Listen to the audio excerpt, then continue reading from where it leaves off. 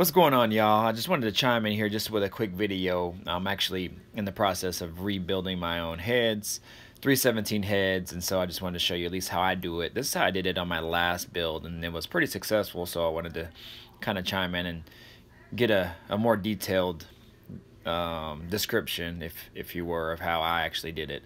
This is actually a close-up of one of the heads here. I think this is actually the passenger side head, but at least to show you kind of what it looks like. This is actually a closer up of actually the driver's side head is where I started. That wetness of the gray that you see is just a little bit of compound on the exhaust part of the valve.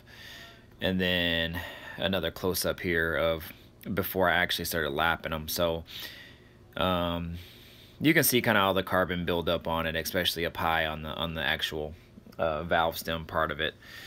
And obviously I'm not going to be able to get all that off. I got as much as I could off just by hand, and just used a really light kind of wire brush, because I didn't want to scrape up the valve stem at all.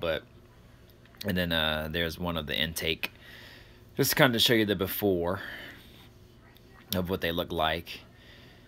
And then in the next clip here is actually going to show you kind of the process of how I go about doing it. So right here, this is me taking the one of the valves here and using a valve grinding compound. You can just buy this at O'Reilly's or your local auto parts store, and you can actually apply this pretty liberal, generous amount around the whole valve.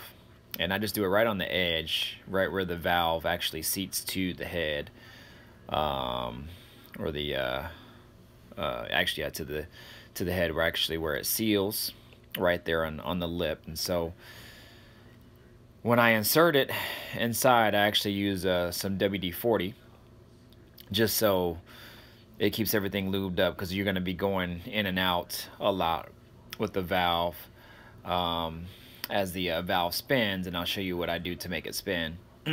So this is me taking some tape, and what I do is I actually wrap it around the end of the valve stem, because that's the part that I actually attach a drill to.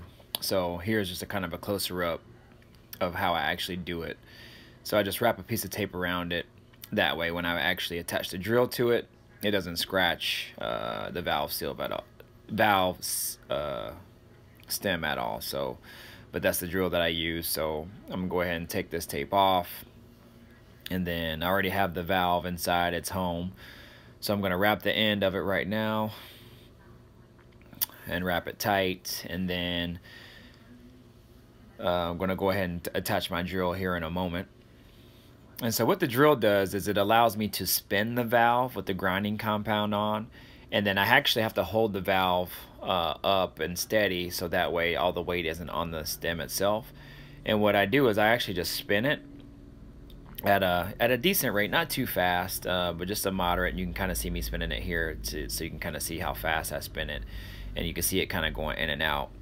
So what I do is I take my finger and I put it right in the center of it, and that way it applies more pressure to where it seats, and that way it gives that grounding compound a good opportunity to make a nice even seal and around the whole thing. So when that valve actually sits up against it, it's nice and sealed, and there's no imperfections, there's no gaps or any spaces in between. These valves were actually not very pitted at all, especially the exhaust one. On my last one, it had a little bit more pitting than these ones there, so these were actually pretty clean. And then you just do it a few times until you kind of just, or until you're liking at least. And so I just kind of go in and out, in and out. And what you do is while you go in and out, so that compound has another opportunity to kind of reset and kind of regain a more grip, so to speak, because it's really gritty. And then that way you go in and out, and then you can hold it down for a while, and it'll be really gritty. And actually, as you hold it down, the longer you hold it down, then the quieter it'll get. And that's why you kind of got to lift it on and off. That way the valve lapping compound has a chance to kind of reset itself and that way it gives an opportunity for the grounding compound to kind of work better as you go in and out. Because if you leave it on there and just let it just sit there for a while you're spinning it, then the grounding compound will just basically kind of be used or dissipate, and then it won't really work as effective as you keep going in and out like I'm doing right here. So I probably do this about 2 to 3, 4 times, or however many times it takes for both ends to get smooth. And then here's a video or a clip of me taking it out, wiping it off right here, just to kind of show you. There's still going to be a lot of grit and probably some pieces of the paper on it there as well, so it won't really look as good as it probably will. A little later on, I'll kind of show you what it all looks like cleaned up when I wipe them down really good. So this is kind of the post of it all. I just sprayed some mineral spirits off on it, and then that way to kind of get it a lot more cleaner than what it was. But as you can see, those look pretty damn good just for doing them kind of at home by yourself, just with a drill bit and then my finger just pressing it in and out. So, you know, with this build, I'm trying to be budget on some things and I take pride in doing stuff myself, and if I can save a dime to do something, then that's what I'll do. And I don't mind spending some money on some parts or things like that if I need it to get done.